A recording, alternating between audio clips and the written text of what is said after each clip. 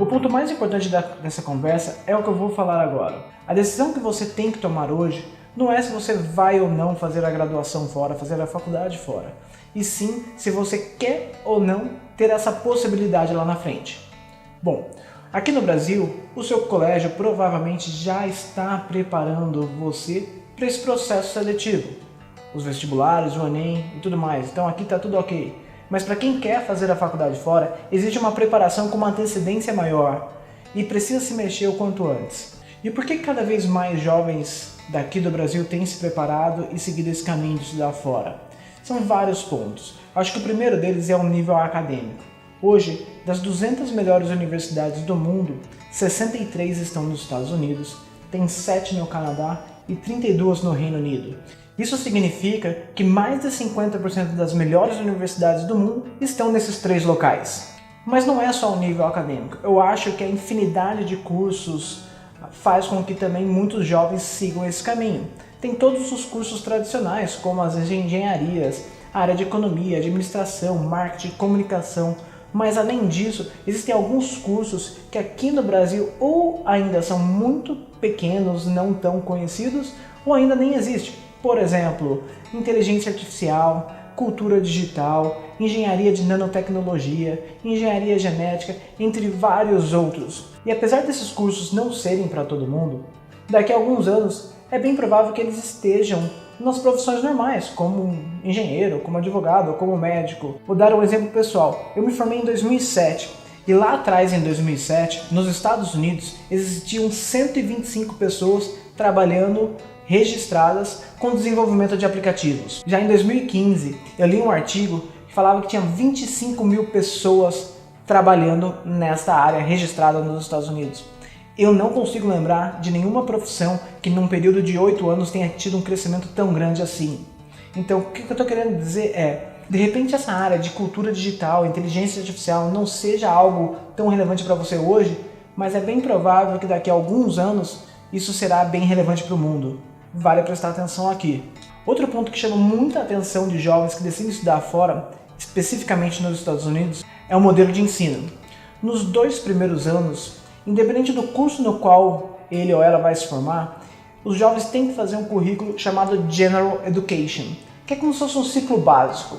Todo mundo vai precisar cursar 2 matérias de redação, 2 matérias de matemática, uma de oratória, uma de economia e finanças, outra de ciências, outra de artes, outra de humanas, outra de psicologia. E além de todas essas matérias, cada ano que passa, o jovem tem que escolher mais 4 ou 5 de acordo com a sua preferência. E somente no final do 2º ano que os alunos decidem em que curso vão se formar e batem o martelo. Eles não acham justo que um jovem de 18 anos tenha que decidir o que vai fazer para o resto da vida. E aí tem o outro lado. Muita gente pergunta, pô, mas quer dizer que é igual para todo mundo? E a resposta é não. Então vou pegar 2 exemplos. Tem a Maria e o João. A Maria decidiu estudar engenharia e o João vai estudar cinema. Os 2 vão ter que fazer aulas de redação. Mas a Maria vai fazer redação técnica e redação para projeto. O João, roteiro e redação criativa. Ela vai fazer aula de cálculos 1, cálculos 2. Estatística é uma matemática mais simples. Apresentação de projeto, atuação. Então são áreas que são importantes para todo mundo. Todo mundo precisa ler bem, escrever bem, falar em público, ter uma noção de economia e finanças, um pouco de psicologia, não atrapalha ninguém.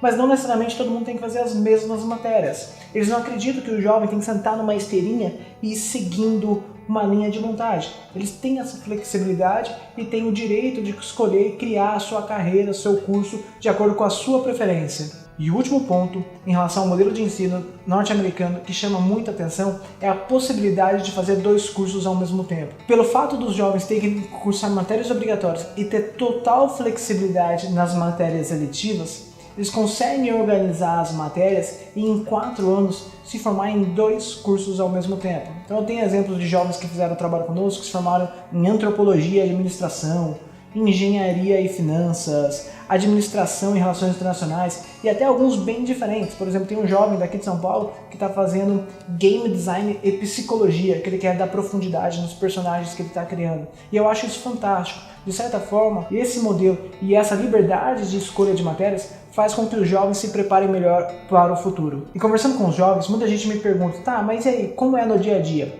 E a primeira coisa que se destaca é como são as aulas. Na grande maioria dos casos, as salas são pequenas, 20, 15, de repente até 10 alunos. Isso faz com que haja uma interação muito grande entre eles. Outro ponto diferente é que os professores não são palestrantes, eles são mais mediadores. Ou seja, os jovens se preparam para a aula e na sala discutem, fazem projetos, trabalham em grupo. Isso faz com que o aprendizado seja muito mais ativo versus passivo. Outro ponto que chama atenção é o número de projetos em grupo que os alunos precisam fazer. No mundo real, na vida, no mercado de trabalho, tem muito trabalho em equipe. As pessoas raramente fazem projetos sozinhos. Então na faculdade eles já começam a treinar isso. Então tem muito projeto em sala, muita discussão, muita interação entre os alunos. Como os alunos das universidades vêm de vários lugares do mundo, várias condições socioeconômicas diferentes, isso faz com que o jovem se prepare melhor para a realidade fora da faculdade. E outro ponto que chama bastante atenção também é o número de atividades extracurriculares que as universidades proporcionam. Essas atividades são promovidas por organizações estudantis ou clubes, e são centenas delas. Então, na minha faculdade, por exemplo, tinha grupo de jiu-jitsu, karatê, kung fu, triatlon, pesca, pesca no gelo, corrida de moto de andar na neve, canto, dança, orquestra. Para vocês terem uma ideia de quão específica essas atividades são, tinha um grupo de canto a capela só de música da Disney. E é claro que além dessa parte de diversão, esportes e tudo mais, tem a parte de desenvolvimento acadêmico e profissional. Por exemplo, grupo de pesquisa de vacina, grupo de empreendedorismo, grupo de competição de marketing, de simulação da ONU, de ativismo político, de feminismo, de cultura vegana, de tudo que você possa imaginar. São centenas delas. E isso é muito legal, porque com certeza você vai se identificar com vários desses grupos e fará com que sua experiência seja muito mais interessante. É mais fácil fazer amizade com pessoas que têm interesses parecidos com os seus. Isso ajuda muito na adaptação. Mas também mais importante que isso é que cada um desses grupos são tratados como uma mini empresa, que tem a sua presidente, a sua tesoureira, a sua responsável por eventos. Então um monte de mini empresinha gerenciada exclusivamente pelos jovens. Professor, coordenador não dá pitaco em nada. Então quanto mais você se envolver, mais você vai se preparar para o mercado de trabalho e para a sua vida futura. E é claro que morando numa faculdade onde milhares de jovens estudam e moram, tem a parte de diversão, tem um monte de eventos, jogos, estádios, tem tudo acontecendo na faculdade. Por exemplo, os jogos de futebol americano das universidades levam milhares de pessoas para o estádio. Um exemplo que eu posso dar é no estádio da Ohio State University, cabe 91 mil pessoas. Em todos os jogos ele está cheio. E aí se você entende ou não entende de futebol, não faz a mínima diferença. O legal é estar no meio desse grupo, todo mundo torcendo para a mesma equipe, sentindo essa energia, essa vibração. É como se fosse a Copa do Mundo, só que todo ano. Então isso é super legal. E aí tem as festas, os eventos. Mas o principal ponto onde eu quero chegar é que é mais do que a sala de aula, é mais do que a educação, é mais do que o diploma. Eu acho que a parte acadêmica é algo muito relevante. Lembrando que das 200 melhores faculdades do mundo, 63 são nos Estados Unidos, 32 no Reino Unido, 7 no Canadá. Mais do que a parte acadêmica, eu acho que essa experiência fora da sala de aula vai preparar você muito mais para a vida, para o mercado de trabalho e para o futuro. O mundo está ficando cada vez mais dinâmico, cada vez mais conectado e pessoas de todos os lugares do mundo têm interagido. E você ter essa experiência de sair de casa, lidar com gente do mundo inteiro, passar por dificuldades, porque você não está indo para a Disney passar 2 semanas, você está indo para a faculdade criando uma nova vida, mas depois superando essas dificuldades vai preparar você para esse futuro cada vez mais dinâmico, competitivo e rápido que a gente vai ver pela frente. E onde que eu estou querendo chegar é que a experiência de fazer a faculdade fora é mais do que a sala de aula, não é só a parte acadêmica. Eu acho que viver numa outra cultura, se adaptar às diferenças, aprender a lidar com essas diferenças, passar por desafios, sair da sua zona de conforto, vai preparar você para esse mundo cada vez mais moderno, dinâmico e até competitivo. Para vocês terem uma ideia, existe um estudo que fala que os jovens que estão começando a faculdade agora terão de 5 a 8 carreiras diferentes. E desses jovens, 65% deles vão trabalhar em empregos que ainda não foram inventados.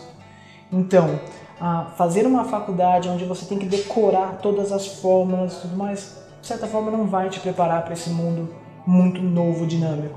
Agora, passar por toda essa experiência fora, de adaptação, de maturidade, de iniciativa, vai com certeza te deixar melhor preparado para esse futuro.